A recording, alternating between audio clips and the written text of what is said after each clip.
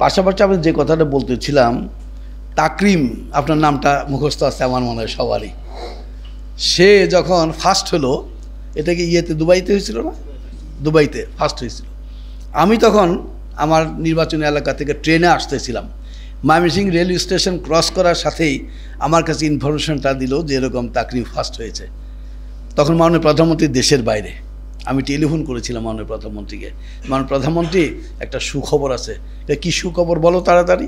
আমি বললাম যে আমাদের ধর্মের পক্ষ থেকে পবিত্র কোরআন তেলাওয়াত করতে গিয়ে সে বিশ্বের মধ্যে চ্যাম্পিয়ন হয়েছে 110টি দেশের মধ্যে।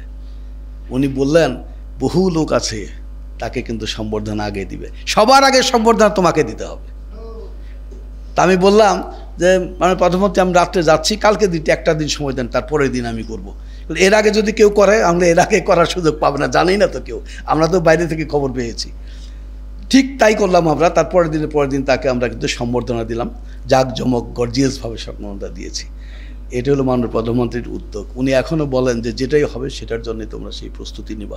আমরা কিন্তু নিয়েছি, আপনারা জানেন না, বিগত সময়ে কোনো দিন দেওয়া হয় না। মাননীয় প্রধানমন্ত্রী আমাকে বলেছিলেন, আমরা যখন 1 লাখ ইমাম সম্মেলন করেছিলাম, আপনারা জানেন অবশ্যই, তখন 1700 জন আলেম ওলামাকে আমরা 30,000 টাকা, 20,000 টাকা, 10,000 টাকা, 5,000 টাকা করে আমরা তাদেরকে অনুদান দিয়েছি এবং সেই অনুষ্ঠানে তাদেরকে আমরা সার্টিফিকেট দিয়েছি।